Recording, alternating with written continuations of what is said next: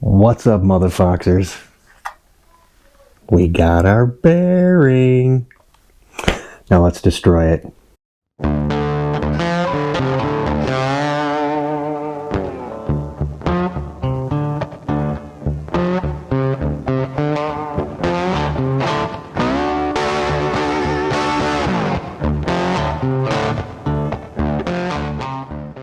So, here we go. Exact same thing that came in the kit here. Same number.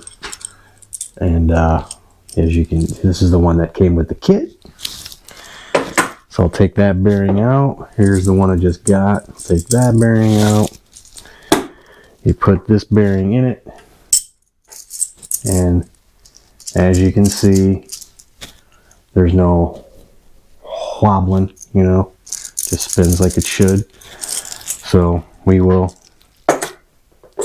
destroy it by getting the Dremel out. And all I'm going to do is take I'll put the camera up here so you can see it.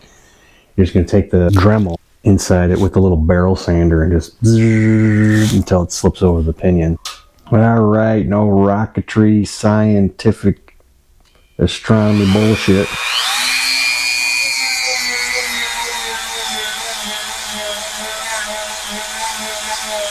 And this is all I'm doing. And how do you know it's hard to steal? By all the sparks. Alright guys, I think I got the final. Took me a little while to get that, but if you can see some of it, where I sanded it down.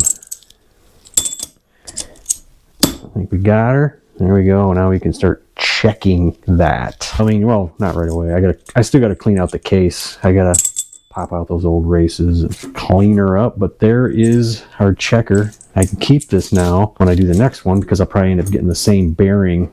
So now we got a checker bearing. So, and then the other thing was that in the last video I told you guys about that other company that he was talking about the bearings. It was Timken.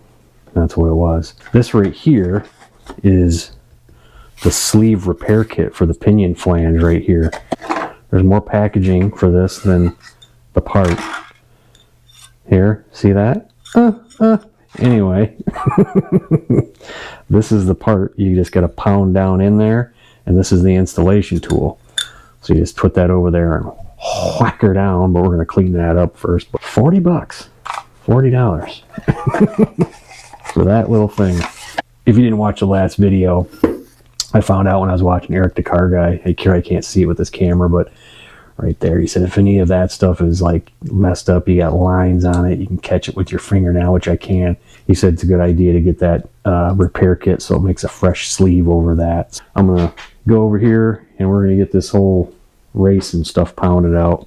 You know, I got my freaking bearing installer tool, which you can use to pop these things out. And I forgot, there's a seal in here that we got to pull. So we got my handy dandy little seal puller here. I'm gonna pull this out while it's moving around.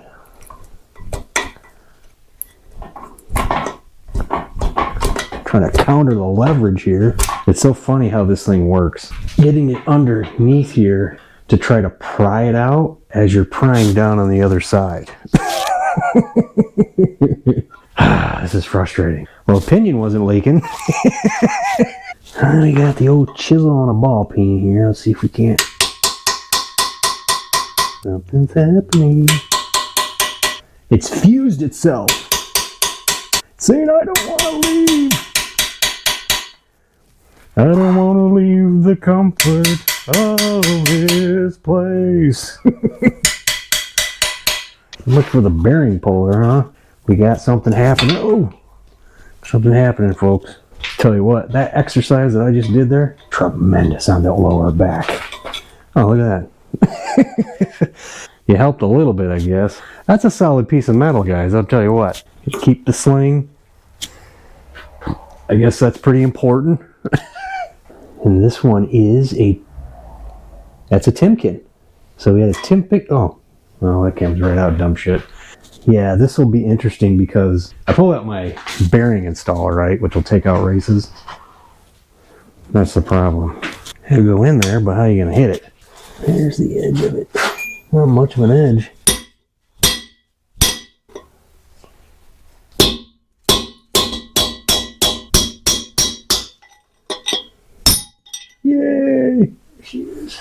Now, gotta go the other way.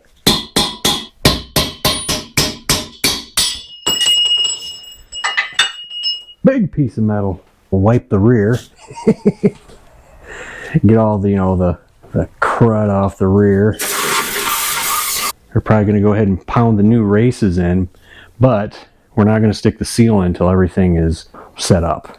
So there you go, guys. As you can see, I did my hillbilly surfacing on that. You can see in the background there, we got a little bit of sandpaper. That took me 3 pieces of sandpaper to get that sucker clean like that. And yeah, let me flip it over and we'll get that pinion area there. There you go, guys. That's all cleaned up too. Everything's nice and clean here. I bet you your mommy would be proud of you cleaning your rear end like that, huh?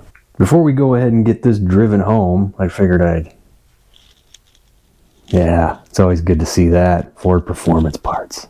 It's just the rear end, guys, or the differential. Well, there she is, guys. Yeah, pretty lackluster. Got the old ring gear over here. There's another crush sleeve, another nut. This one's got Loctite in it. I think we'll use this one when we're done and we're going to put it together. They gave us one over here, but there's no special Loctite in it or anything. So, I mean, you can put Loctite. I think they give you this, was in this kit. It's not overly impressive or anything.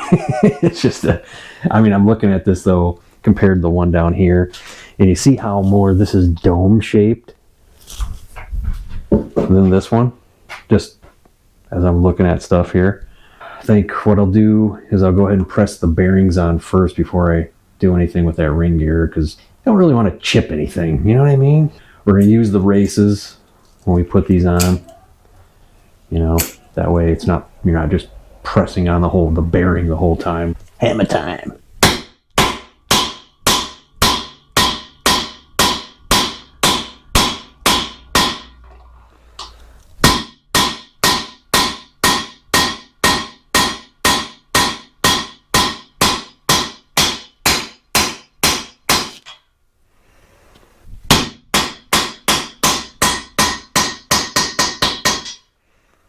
Flipping it over and getting inside there. I think that might be a little bit more fun.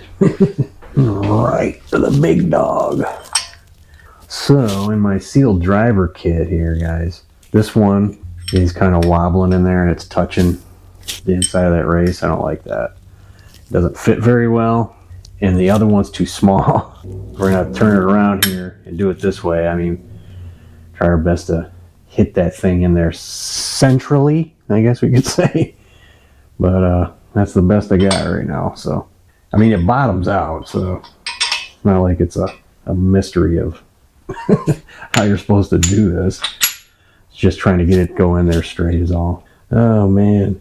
Oh, there we go. It started pretty good. Slowly but surely I'm getting it even. It just keeps wobbling on me a little bit here.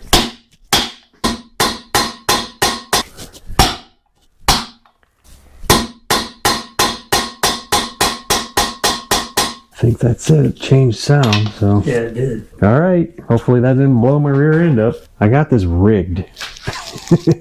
The bearing's on the bottom. It's sitting in the bearing in the race because I don't want the bearing getting all that pressure. I don't think it's supposed to be that bad. I didn't put any oil on it. I guess we should do that first. Put a little bit of oil. That'll help. All right. We're going for realsies. Give that. Hopefully that 4x4 will hold that. It will. What's going on, folks? What's going on?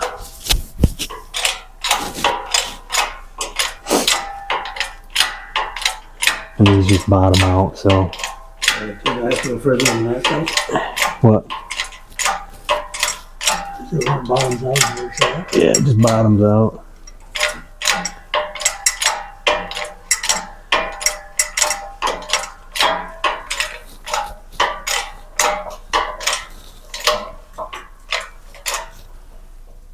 That's it right there. There we go. There's number one. I don't know if I want something.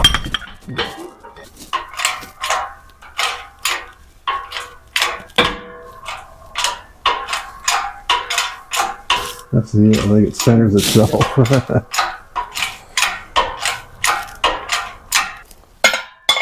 There you go. Harbor Freight Press on a coupon, right? Yes. Yes. A $249 press I get for $159. Okay, Fokily Dokilies. Now we got to put the ring gear on. This feels pretty clean. I might want to clean a little bit of that off, I guess. When I was looking up how to do this, because I've never done it before, I think it's pretty self-explanatory, but I thought I got pressed on. If you look up LMR's video, that was the first one I saw. When they put the ring gear on, they start it with the bolts, you know, and then they draw it up, because it's got to be pressed on the rest of the way here. When they were doing that, they used an impact to draw it up. And I thought, I don't know if that's wise. And then I went to the beginning of Eric the Car Guy's video where he was doing this. And sure enough, Ford recommends you press it on. Yes, guide it with the bolts, but then the rest of the way you press it on with the press. So he had it sitting on wood, obviously, to, you know, you don't want to be your ring gear sitting on a piece of metal being pressed down. So that's what we're going to do. We'll do it the way you're supposed to. And then this kit came with some red Loctite for these. This will be interesting because I'm going to have to flip this over. And that'll be fun because this gear is hefty. Oh, we're running out of carb cleaner. Forgot about that. I don't think that's gone. It's okay. We got supplies. I try to remember these. You got plenty of them up in the thing there. Every time I go to O'Reilly's, I buy one or two. Last time they were on sale.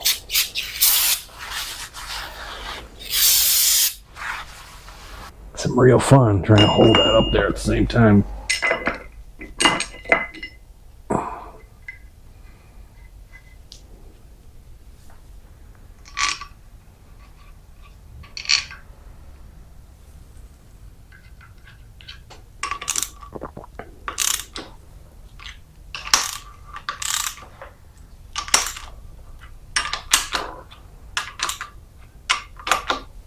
Alright, so we got all these snugged up, and then you can see the gap right there. So what I'll do is I'll put this in the press with two 2x4s under it right here, get a piece of metal, and then just push her on down, drive her home, and then cinch these up. I'll have to put this in the vise over there. Hopefully that vise is big enough. Because these are, they say 97 to 102 foot-pounds. I think we'll go 100. I don't have, all I got is a 1/2 inch torque wrench, which is gigantic at Craftsman, which I think 50 is the lowest, and that's where I want to start. So I finally just did it and bought the equivalent to the 1/2 inch Craftsman I got a 3/8. The reason why I got this, guys, I got an inch-pounds Craftsman, which I think is actually true American made. It's pretty old, but it's in great shape and it works so well. And that 1/2 inch worked well too, so that's why I got this. Don't buy the Pittsburgh ones. They work for a while and then they just go out on you, so they're not reliable. All right, I got her set up. This the only thing that sucks about this press, guys, is the narrowness of this hole here. Wish it was a little wider. So instead of 2x4s, we have 4x4s. So here we go. Should be all set up, and hopefully this wood will push it in.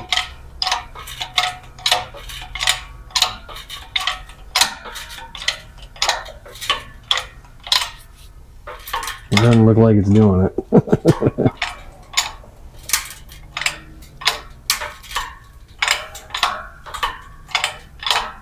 Oh, it's starting to. There we go. Settled in. There it goes. Never like to hear that noise, but that's just that thing getting pushed in, so. And right there is a good sign.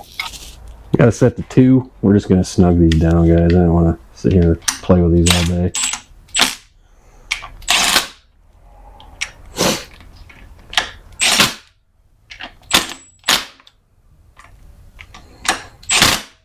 This is more of like a woodworking vise, but it's all I got. The other one was obviously not good enough, so this is 50.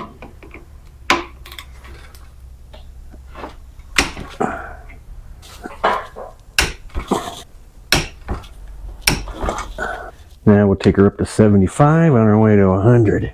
Probably be easier on the other torque wrench, but whatever. We'll try her on this.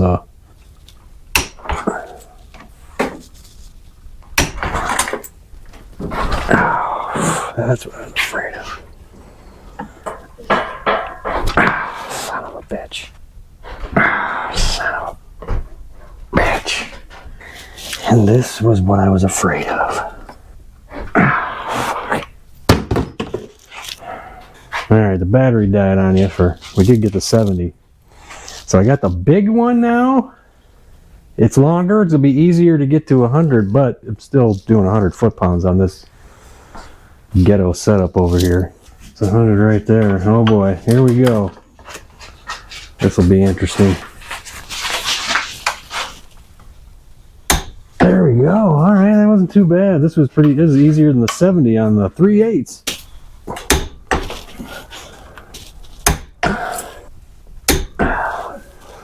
One hand in this sucker.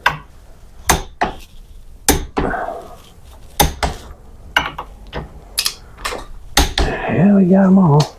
All right, well, the ghetto setup worked.